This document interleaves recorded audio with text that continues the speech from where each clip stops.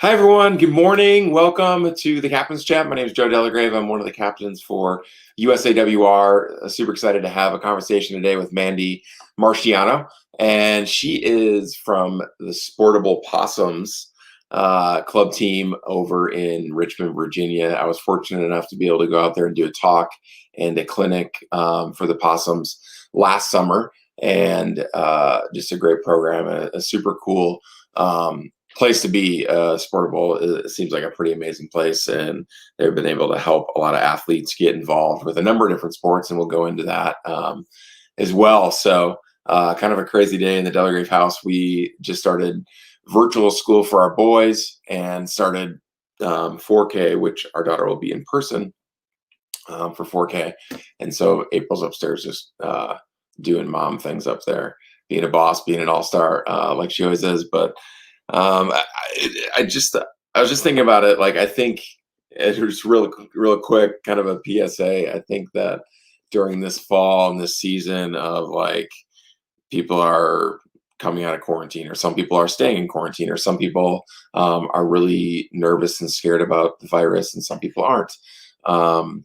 But throughout it all, my big thing is that I want to love people and I want to give a lot of people grace, and I think we can do that in this community as well, and just loving on people and giving people grace, because it's a weird time, it's an odd time, but it's one of those things that we can control. We can control how we treat each other, and hopefully get through this crazy fall. If you have kids or don't have kids, or whatever it looks like for you, hope you're safe and staying well out there, and are able to be mentally and physically healthy. So let's get Mandy on here and find out who she is and what she's all about. I'm super excited about it. Mandy, how you doing? Hi. You already I'm got great. you already got your grandma watching. Grandma's watching. You ready to rock and roll? Absolutely. So I'm glad you we were able to connect, and obviously got to meet you last year. But there's not a lot of women that play the sport, and I'm super excited to talk to you and about how you get started and what your take is. And was able to have Liz on earlier this spring, and I still need to get Emily Shyrock on as well, and get her on. But there's some women out there that have been. Carrie Morgan's another one that needs to get on the show. Like there's certain women that have been that like their names, because there's just not a lot of women that play wheelchair rugby, even though it's a co-ed sport. And you got all the fans. Polly. Oh, Polly's my niece. Polly's She's your two. okay. Oh, cute. That's awesome. That's awesome. What's up, Sportable? How you guys doing? Yeah, gosh, I'll be on here all day. Everyone wants to say hi. Hi, Emily. Status. Yeah. Hi, Joe. Cheryl and Tori and Harry. What's Harry at the Possum? Is that your guys' mascot? That's our mascot. Yes. That's amazing. That's amazing. Yeah, one of the best names in the league for sure. Okay, let's get to know you. First of all, before we dive in, like, how are you? How have you been the last 6 months? What does that look like for you? The 2020, the year that we're all going to remember. But Yes. how are you doing through everything? I'm great now. It started off, everyone shifted to like virtual workouts, and Sportable did a great job um, with hosting online workouts every week. And we did a kind of a remote team pushing competition some against Raleigh, the Raleigh team, and Carolina Crash.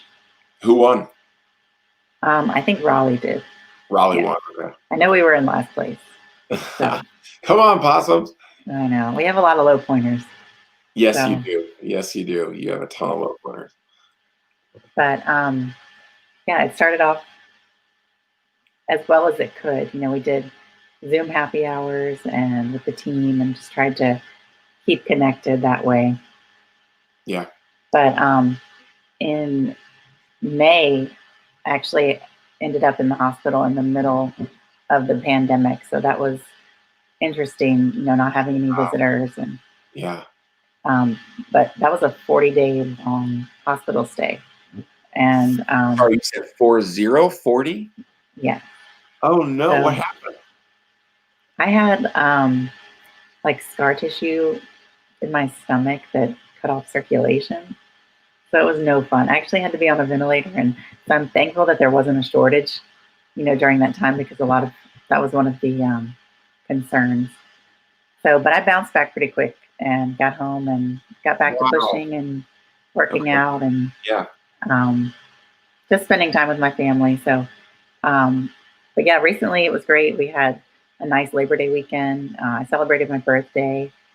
Yeah. Um, so, did you do anything fun for Labor Day? We were home, but we had a smoke off with my brother-in-law and then one of our friends. We each smoked a whole chicken on our Oh, Traeger grills, and had a little smoke off. So I did it like a traditional grilled chicken. My other buddy did like a spatchcock, where you cut the backbone and like throw it out flat. And mm. then my brother-in-law did like a beer can chicken, but instead of beer, it was like a can of like peach pie filling. Oh, that Sitting sounds on. interesting. Yeah, it was that was fun. And then we're camping this weekend. One last camping trip before the snow flies type of deal. So yeah, and then just getting the kids all set up for school and everything like that. So it's been, yeah, nothing too crazy or exciting, but yeah. Well, so 40 days in the hospital, and so Yeah. you have a visitor, one visitor, or how does that work? Well, we kind of, so it was on the first floor of the hospital, Okay. and they had like a patio Yeah. that patients could go out onto. Okay. And so the patio connected to like the public street, and there was like a little gate. So every Sunday, my family would kind of walk along the public road and just speak to me through the gate. Like it was kind of like prison, but it was nice to see them It's through the bars. you're smiling, but you're like, it's prison. But yeah, Yeah. gosh, that's crazy. What did you learn anything? Like, did you reflect at all? Like, what? I don't know. I'd probably go crazy, or Yeah. catch up on like a lot of Netflix shows or something. But like, what was that time like? I did do a lot of reading, but I was kind of for, even though, I went in under poor circumstances, there was a silver lining because I used that time to spend a lot of hours in PT and OT and kind of learn a lot of things that I didn't learn my first inpatient rehab Yeah, because I was injured really young.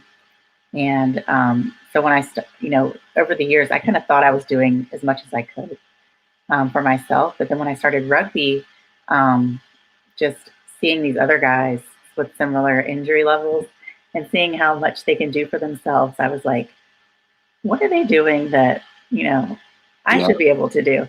yeah. So I used that time to, know, use PT and OT, like help me teach, help teach me, how to be more independent. So coming Okay. out of that, I am doing a lot better and hope to be able to travel, more independently with these upcoming rugby tournaments and stuff. It is crazy how much rugby. We'll get into it a little bit. How much rugby changes you when you're dependent, and then there's it's almost like a look in the mirror moment that you could have and go, because I did. Like when I Yeah. first started, and I was really big, and April's helping me out with like a lot of things, and then and all of a sudden it's like, wow. For me, I look in the mirror and I'm like, I am pathetic. Like there are so many people that were lower level injury that were like, I saw Eddie Crouch was like one of the best point fives ever to play the game, and he has zero function, like no function, and he's just doing everything himself, and he's like, oh, this guy's like getting like he's making his own oatmeal and blah, blah, like just stuff that, and it's such a sobering environment to be in, but at the same time, like it's a very the environment where, yeah, like some people like, hey, you can do that yourself. Like you don't need help. Or it can be like a very nice, easy coddling way, but it's a slap in the face where Yeah. it's like, wait a second, I need to be able to do some more things myself. And it's a cool environment to be in. Um, that'll either motivate you or depress the heck out of you. But it looks like it motivated you, which is pretty awesome. Um, Before we like dive into that whole conversation, I'd love to like know your story a little bit more. You said you got hurt young. Like, how young were you? What happened? What was that time like? So I was 13, um, and it was actually my accident happened November 28th, 2003. So it was the day after Thanksgiving, and we were actually out. We were going to these outlets in Williamsburg for like Black Friday shopping, and we were stopped at a stop sign, and I was in the back seat of our minivan, and Yeah. someone ran into the back of us. So I broke C4, 5, and 6, um, and just from there did some inpatient rehab, like with Shriners Hospital and Children's Hospital in Philadelphia, the Shriners Group. Uh, Um, but yeah, I was so young, and I feel like when you're young like that, they kind of teach your parents how to take care of you instead of how to teach you how to take care of yourself. yeah. So, now like my parents are getting older, a lot of my family, I have three older brothers that were always here to, help out. And, they've since moved out, with their own families and stuff. So it was a time for me to really figure out how I'm going to be on my own eventually. So, 13 years old yeah, in the family minivan and just get hit. crushed in Crazy the freak back. accident.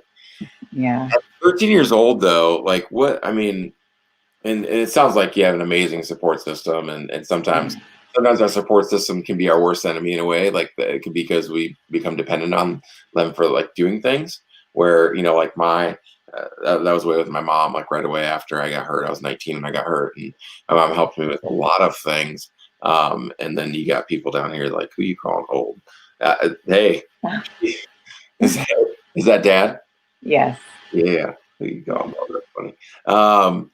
But yeah, like '03. That's a year before my accident. But and I think sometimes it's that fine line between supporting you and really helping you and loving you. And I now that I have my own kids, I can totally see that from a parent standpoint. Where like if something happened to one of my kids, I would want to do anything and everything for them to make it better. So, but sometimes like the best thing you can do is to let that person struggle and become independent. And I think that's such a dichotomy as a parent, and so hard to do.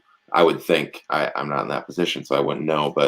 Um, but being so young when you were Mhm. hurt, and I totally get that point where it's like they'll teach your parents how to do something instead of teaching you.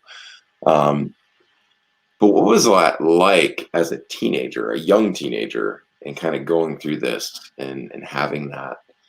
Was there an identity type of a thing going on? Like, who am I? Who's Mandy in this wheelchair? Now you're a young girl. And it's already Yeah. tough being a young girl going through everything you go through, and then you throw the wheelchair into it. And what was that like? It was difficult. I mean, I was very active before my accident. I played soccer. I did a lot of dance. I was cheerleading. I was on the competition squad and swim team. So very active. So going from something so active to just sitting all day Yeah, was difficult. Um, but I did have a great support system. I had my church family and my school was very supportive. I have a big family. yeah, And it's interesting, like when you're injured so young like that, that you reach that half life point pretty quickly, where you spent more years of your life in a chair than you did able bodied. yeah. Have you reached that point I'm yet? a couple years away, so I'm 16 years in, so I've got like 3 years left before it's the halfway point. But it seems How do like you halfway point. Yeah. Yeah. How do you think you're gonna when that day comes? How are you gonna feel? I think it's like it's there's sometimes you go, okay, like you miss your able body, you miss random things. For me, I miss random Yeah. things. I miss ice skating sometimes. I miss like um being able to do with like a full body squat workout, whatever it would be, like just random weird things. But for me, like life is so fast and you go, go, go, where like I don't really dwell on it in a way. But I think Yeah. it'll be like a celebration of like, hey, like you made it this far, or you made it, 19 years in a chair compared to 19 years not in a chair. But I don't know. That's a good question. I don't know how I'm gonna feel. How'd you feel? Are you there yet? Are you? Yeah, because you got hurt in '03. So you're there. Yeah, You're way back. yeah. Uh, I'm at seven. It'll be 17 years this year. So yeah, I mean, the day comes every year, and you just acknowledge it, say a prayer, be thankful yeah, for coming this far, and life moves on. So yeah, you find yeah, other absolutely. things to find enjoyment in, and that has been sports for me recently.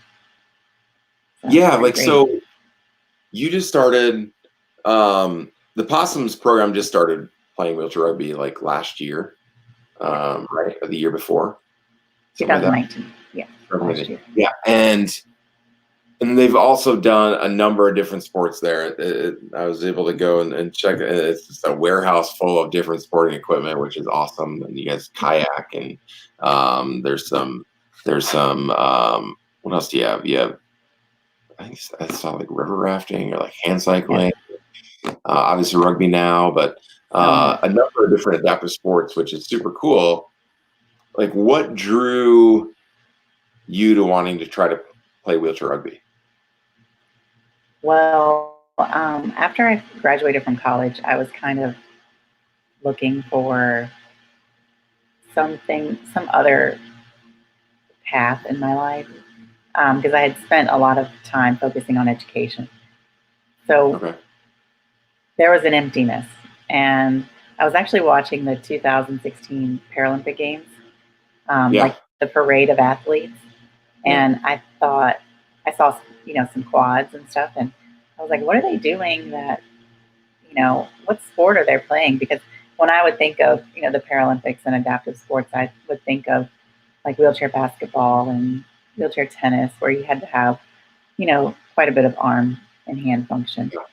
So when I saw the Paralympic parade of athletes and the quads out there, I just started to do some research of what type of sports that they were playing. And then I came across Sportable. So I went to the expo and signed up for archery and rowing. Um, and then I started hand cycling, but rugby is by far my favorite. I love that Yeah. so much. Yeah. Real quick, there's a quick. The Possums logo is one of the best in the league. Is there a better name in the league? Please tell me in the comments if there's a better name in the league. It's probably up there with like the Tucson Pterodactyls for a while was a great name. Um, but yeah, exactly. You gotta check out Sportable 100%. If you're in the Richmond, Virginia area, definitely check them out. A great organization.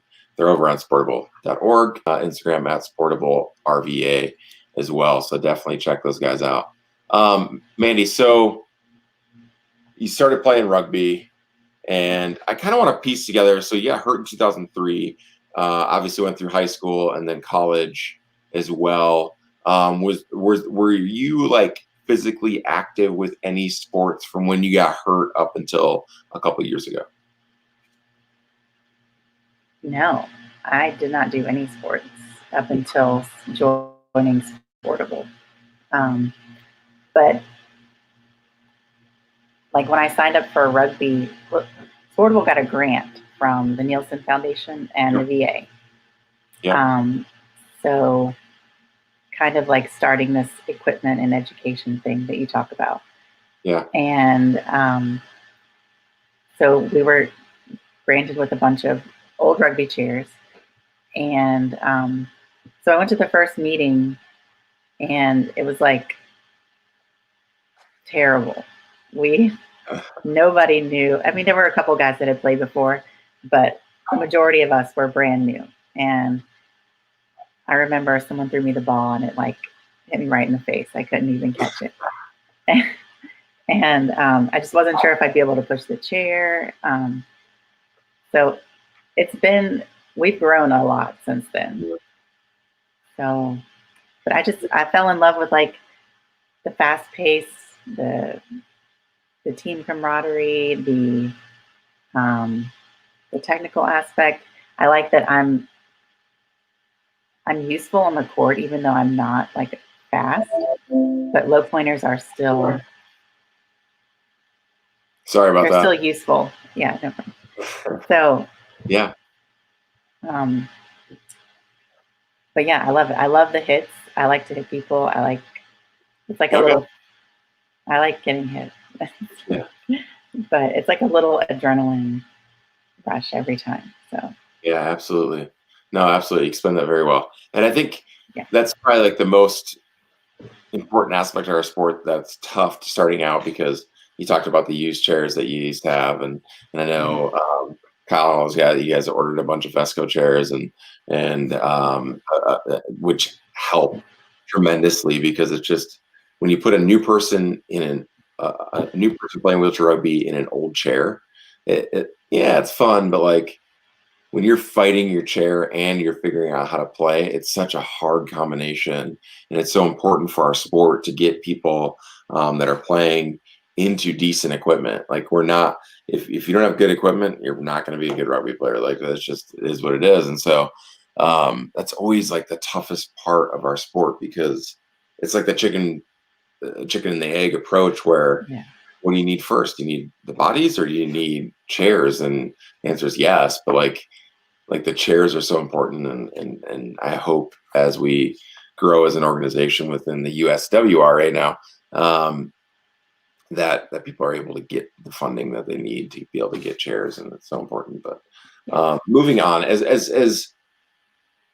I mean you talked a little bit about rehab the first time and rehab the second time and then also sportable like what do you think was most important for your growth um like rehab the first time sounded like it was a lot for your parents and then rehab the second time you learned a lot but I think you're also telling me that the most rehab probably is within either the sportable community or within the wheelchair rugby community with is that fair to say? Yeah, absolutely. So just like I said, being around these guys and traveling with them and watching them, and it's just been like this positive peer pressure that motivates you to be more independent. And um, yeah, it's been, I think the past 2 years or the past year with rugby, I've seen more growth in myself than I have in the past 10 years. So Yeah, it's exciting. And I'm looking forward to seeing, how things progress. I think it's just going to get better and better. So it's yeah, awesome. it's amazing. Yeah. Why do you think rugby is so different from the other sports that you've competed in or played or tried out? What is it about rugby that Well, I know like with archery, it's stationary. You sit and you shoot the, very mental? the bow and arrow. Yeah. And then with hand cycling and rowing, I have, an able bodied helper tag along.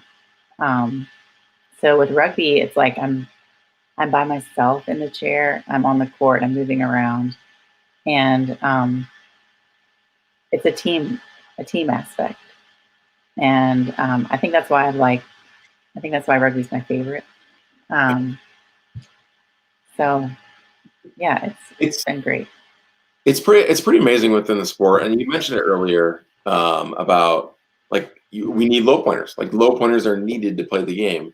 Yeah, Um, Jeff Butler is just as important as Chuck Aoki, and they're two of our best players on the team. Like they're for different reasons, and so I love that part of the sport where like you need that low functioning athlete to be at their best, even though their best is going to look a lot different than Chuck Aoki's best or my best or whatever it would be. So I love like the different pieces that go into wheelchair rugby and the community of it. So yeah, absolutely understand that. 100%.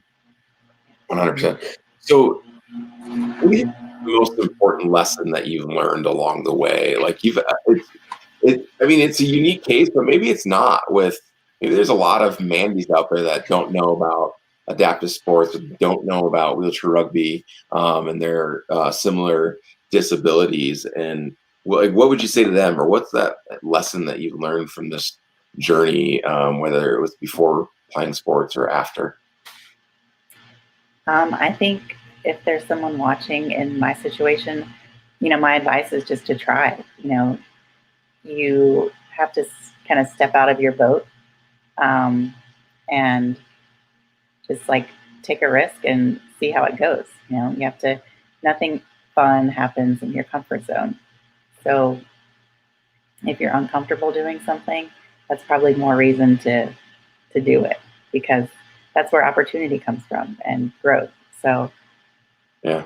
for me, I had low expectations coming to the first practice. I was really overwhelmed and I did not know what I was doing, but I'm glad I did it. And yeah, it's been awesome. But other things I've learned, I think that I'm resilient. People are resilient, and it also just reinstated for me the importance of a strong faith, Yeah. um, and that God's timing is perfect timing, and you just have to trust the process. The process has a purpose, so it's Yeah. been great, and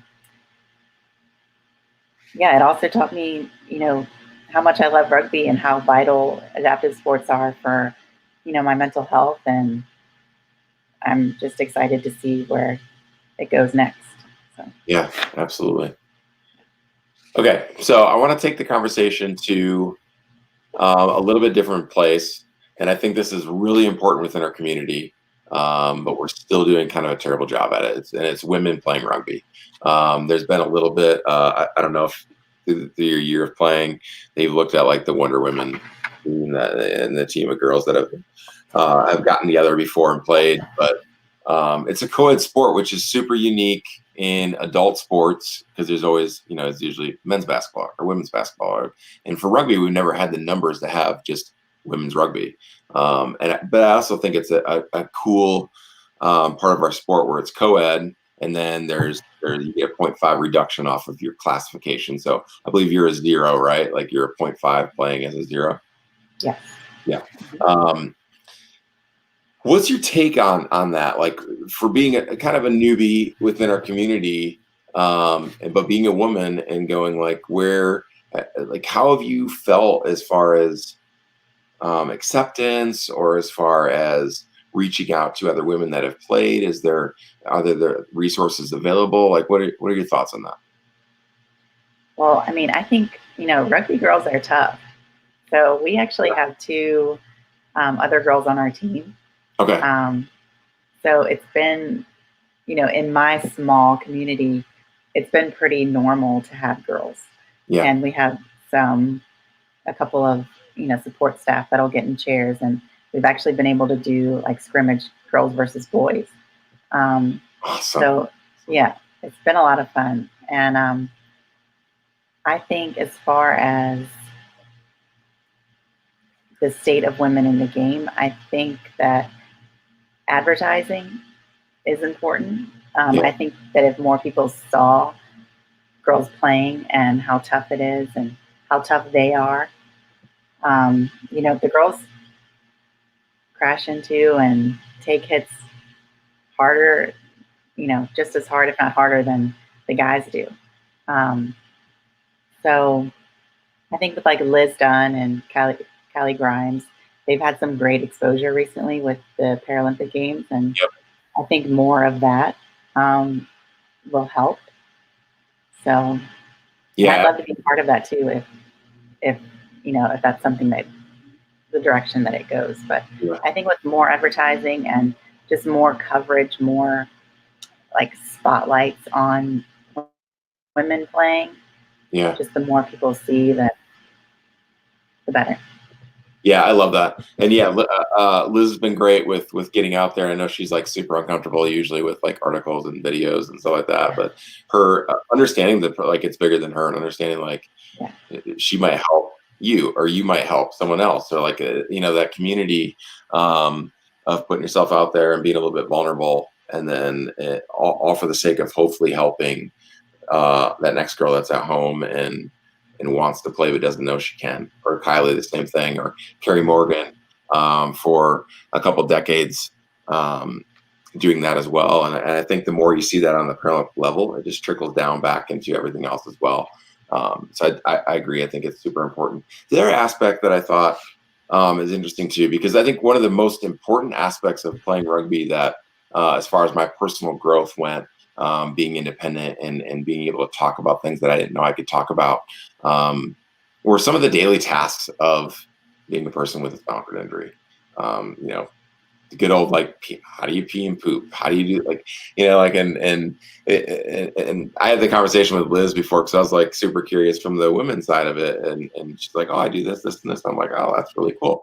But has that been a comfort level for you to be able to get that as well from that community, or do you think I almost feel like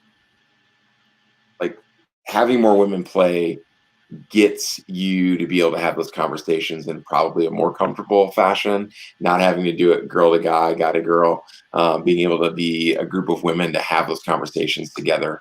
Whether it's like, hey, can we get pregnant, or hey, can we, XYZ. What are your thoughts on that, and being able to have those conversations? Yeah, I mean, I think it's important. And the more you're around, other women, it's just like you get more comfortable and you're able to share stories and, you know, talk about how you do things and that there's options for ways to do things and um, a lot of things people don't know about. Yeah. Um, so when you get together and I mean, just like I'm sure you guys have conversations like the guys' locker room, but the girls, the girls get together and are able to discuss things too. So it Yeah. is helpful as like a peer support 100%. situation. It's still one of the most important things that's been in my life is being able to have those conversations with the guys. So I'm not like, I was 19 years old, and like the last thing I want to do is go and like talk to my mom about like, hey, when the time's right, well, like, how am I supposed to have sex, mom? Like, no, you don't want to talk about that. Like, that's like the weirdest thing ever, right? And so being able to have those conversations with people that have been in the similar situations as I have was huge. And Liz, we love you. Hi, Liz. I would love to meet Liz one day. She Yeah, seems yeah, very sweet. for sure. Liz Liz is the opposite of you though. She hates hitting. She does not like Oh, getting. really? She I takes love it. she takes some good hits anyway, and hands them out. But no, it's I think that's like probably the biggest thing that we need is more exposure for women, so they can have a bigger pool of like peer mentors and being able to talk through some of that within a community um, of women. So I think that's super big and super huge for that conversation. Yeah. So real quick, I wanted to talk about um, your thoughts on culture. So we're always trying to build culture at USAWR, and as a new athlete within Sportable, a new athlete within wheelchair rugby community. I wanted to hear your thoughts on it. I wanted to hear what you thought as being kind of new to the scene of wheelchair rugby, and what your thoughts were with culture, uh, just culture in general, and then culture within the sport.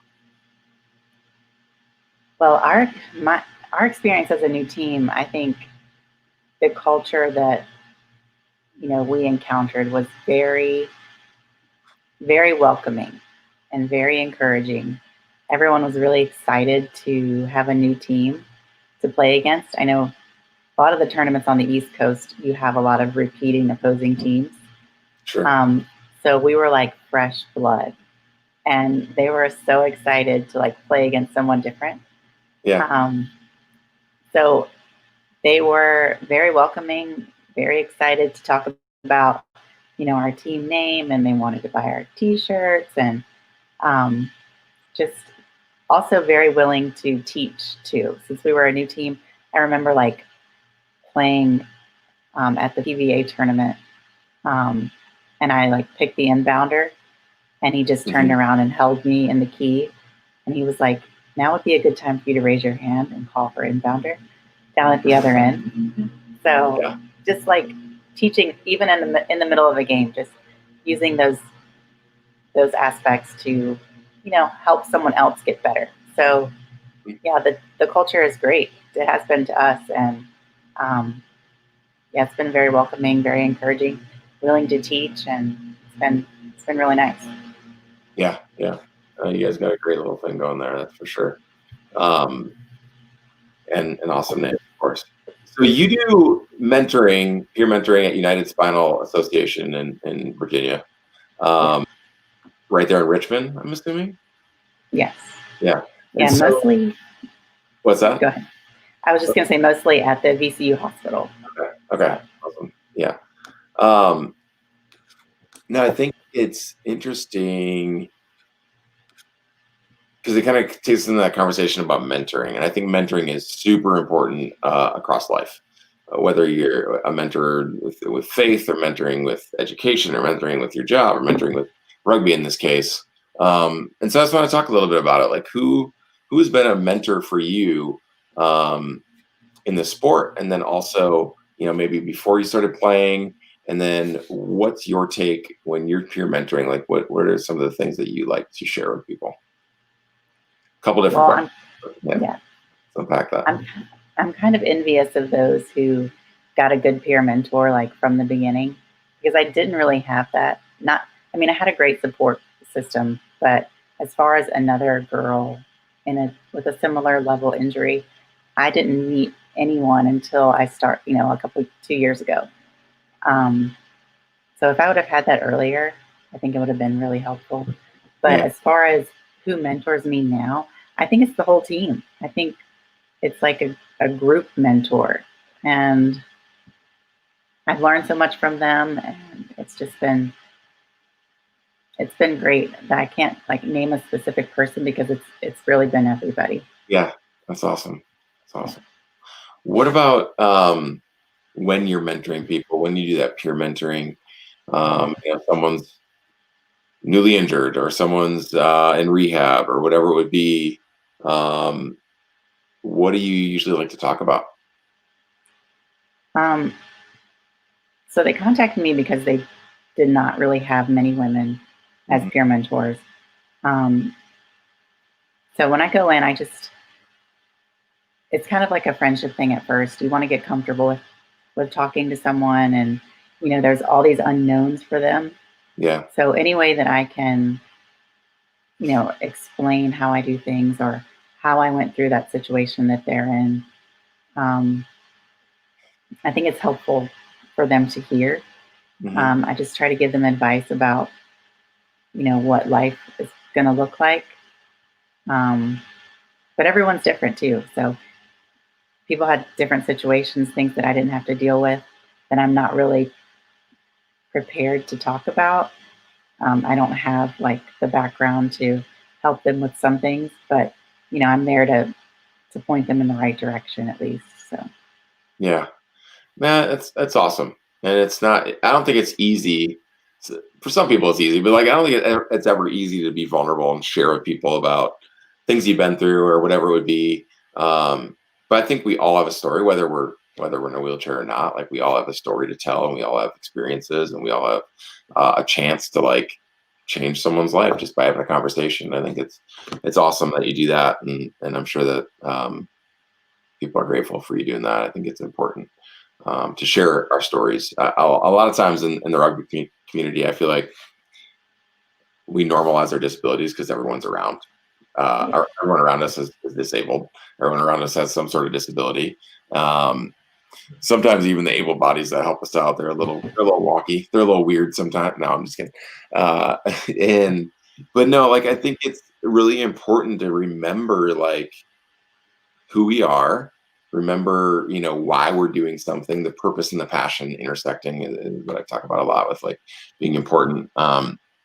But yeah, like always having that story to tell, and always have like we're all different. And I'm learning, I get to learn from different people all the time, even though they have a similar disability. And so that's not losing sight of that, I think is super important. Guys like Mason, love to add his team positive. Yeah. Yeah, absolutely. But like Mason might not be on the highest level of rugby yet, but I can still learn a lot from him and the way he's training and the way he's being self-disciplined and everything like that. So, which is awesome. So, really commend you on that, and I think that's super important. And don't lose sight of that for sure. As we're wrapping up here, what are your thoughts on your favorite moment in wheelchair rugby?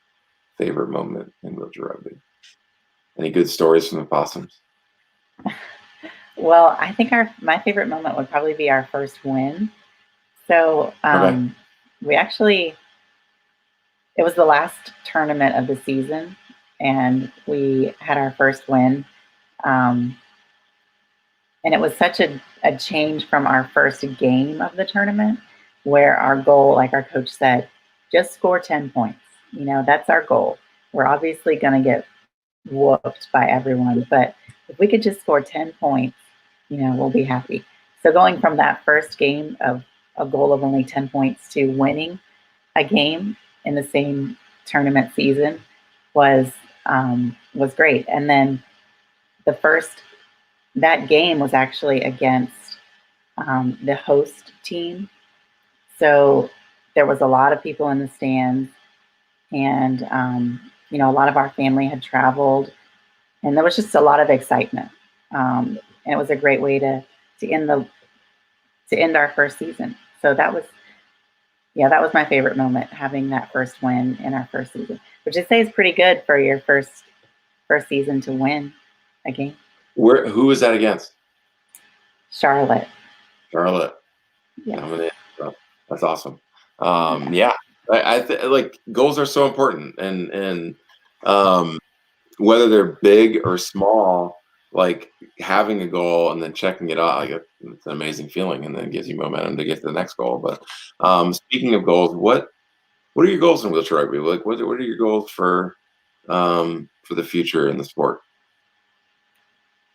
Well, right now it's just to be a better player. I've been doing a lot of, like watching recorded games and a lot of listening, a lot of learning. Um, but I mean, I'd love to try out for a development team maybe one day. So Yeah, absolutely, yeah, absolutely. Um, yeah, I think it's super important to have a goal. I think there's a lot of people that have goals for like that that are too scared to like talk about them. But yeah. talking about your goals holds you accountable, and is an easy way to keep you on par. So let's end the discussion. First of all, thank you so much for talking through some of that and talking through and being vulnerable. And I'm hoping that it helps not only women in the sport, but us stubborn guys as well. But Uh, rapid fire wrap up. I'm just going to ask some questions. A little get to know Mandy session. What okay. is your favorite beverage?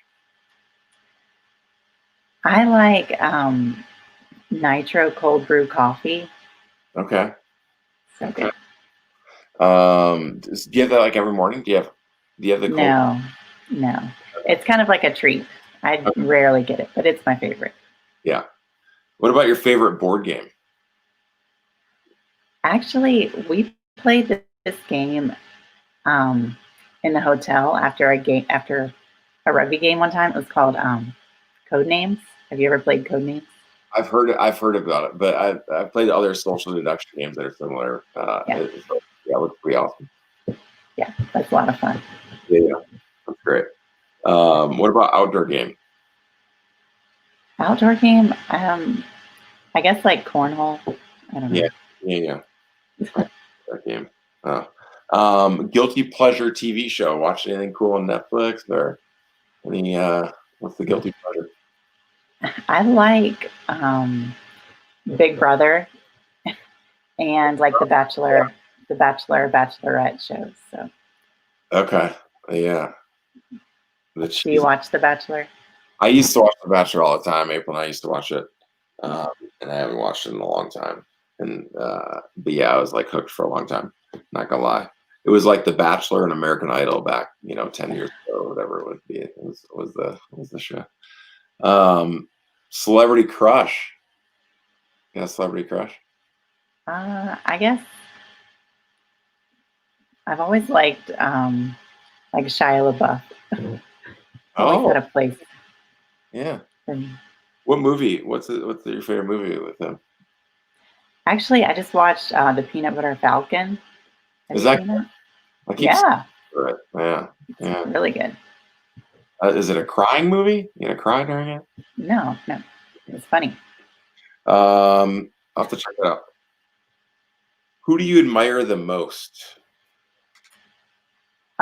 Different people in my life. I mean, obviously, I admire my mom and my parents. Um, they've been such a strong support system for me. Um, and then in rugby, I admire Liz, where she is, and Kylie, Yeah, how they've, gotten to the top in their sport. So, yeah, it's lots amazing. of women. Yeah. Yeah. What are you most afraid of? I don't like snakes. Snakes. Okay. Hmm. If you could live anywhere in the world, where would it be? Somewhere warm, somewhere where it's always like 80 degrees. I'm Yeah, always cold, so yeah. I lived in Phoenix for 8 years, and it was a cripple's paradise. It was flat and hot. that's nice. You didn't have to roll through any snow or rain or anything like that. So it was awesome. What Yeah. is your favorite food? I In the- like hibachi. oh, okay. Hibachi. Yeah. Yeah. Yeah. All right. Do you get like steak, chicken, shrimp, or is it like, I like chicken. yeah? Chicken and shrimp. Yeah. Are you reading any books right now? Yeah, I just started Defending Jacob. Okay. It's also a TV show. That's one of my favorite things to do is pick a book that's been adapted into a movie or a TV show. So I read the book and then watch the It's TV always show fun. or the movie. Yeah. Yeah, for sure. What is the strangest thing you've ever eaten? So I've had um, pork pork brains. Pork brains? Yeah, pork brains and eggs. It's like an old like southern dish, brains and Sounds eggs. sounds But I was awful. really yeah, I was really young and I remember my dad telling us that this old restaurant in Petersburg, Yeah. it's like an old southern restaurant and they had it on the menu, brains and eggs, and we were just grossed out about it. So he took us there and we tried it and um, Awesome. Yeah, that's a yeah. good one. All right, a couple more questions. What if you're stranded on an island? What two things do you have with you? Um, I guess to like a fishing net and flint to make a fire. I That's good. don't That's know. good. Yeah. Catch the fish, cook the fish. Absolutely. Yeah. All right, last one. Um, Favorite music artist? I listen to, I like Elevation Worship. Do you know them? Oh yeah, yeah, yeah. Yeah, Listen, they're they're great. yeah, they're awesome. Yeah. I just found a new favorite song though that you have to listen to. What is it? It's called "Cages" by We the Kingdom. Have you heard it? Oh, no, I All have to check it out. right, text me what you think. "Cages" by We the Okay. Kingdom. It's pretty awesome. Awesome. Well, thank you so much for being on the show. Thank you for all the vulnerable conversations. It was super good. A quick shout out to Sportable, sportable.org, Instagram at sportablerva. If you want to check them out in the Richmond, Virginia area, and also United Spinal at va.org. If you want to learn more about wheelchair rugby, go to iwrf.com or usawr.org or US, soon to be WRA, but usqra.org. I think their website still works as well. So if you want to check more about Mandy, at Mandy Marchiano on Instagram and same on Twitter. And as always, thank you guys so much for tuning in. Thank you so much for the conversation, Mandy. And your dad is looking for a quick shout out. Hi, Dad. Love you. Yeah. All right. Take it easy. Thank you guys. Okay, thank you so much. You guys back next Tuesday for the Captain's Chat.